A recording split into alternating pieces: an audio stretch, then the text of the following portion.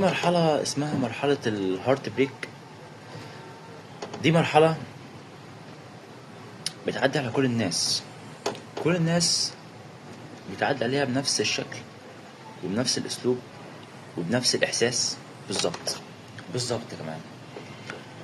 ففي ناس رد فعلها بيختلف عن ناس تانية، بس كلهم بيحسوا نفس الاحساس وبيمروا بنفس التجربة دي بقى او المرحلة دي بقى بتكون بسبب كسرة قلب او زعل جامد بسبب ظروف وحشة جدا هي اللي بتخليك كده.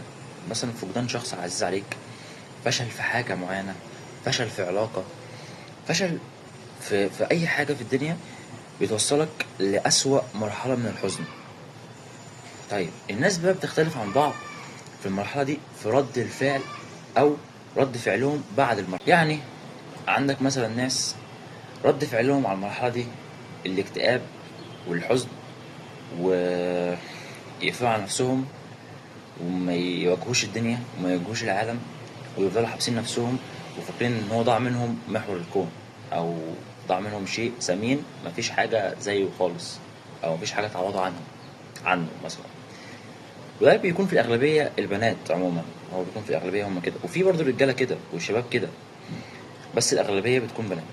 أما في ناس تانية حياتها بتتشقلب، حياتها بتتغير 180 درجة، وبيعرفوا ان اللي ضاع منهم ده ما كانش من نصيبهم ونصيبهم جاي.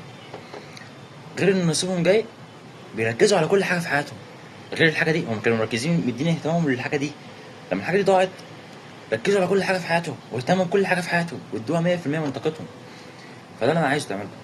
انت حاجة ضاعت منك ركز على شغلك وركز على نفسك، وانت بقى اللي في ايدك الاختيار. انت اللي في ايدك بقى، يا اما هتعمل كده وتكتئب وتبقى حزين جدا وتبقى مضيع عليك فرص في حياتك كتير جدا، تفضل متعلق بالماضي على انه يرجع مثلا او انه يتغير. مفيش ماضي بيتغير، اللي بيتغير الحاجه الوحيده اللي بتتغير هي مستقبلك بس. دي الحاجه الوحيده اللي ممكن تتغير، يعني انت فاهم. انما الماضي لا، خلاص ما هو راح، ما هو خلص الماضي، هتغيره ازاي؟ بس كده.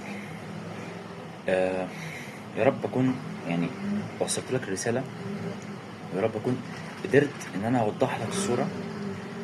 مفيش حاجه تستاهل زعلك، مفيش حاجه تستاهل اكتئابك، مفيش حاجه تستاهل انك تبقى مضيع وقت من عمرك علشانها، مهما كانت الحاجه دي غاليه عليك، مهما كانت غاليه عليك. بس كده يا معلم. ما تنساش بقى تدعمني بلايك وكومنت، واشوفك الفيديو الجاي.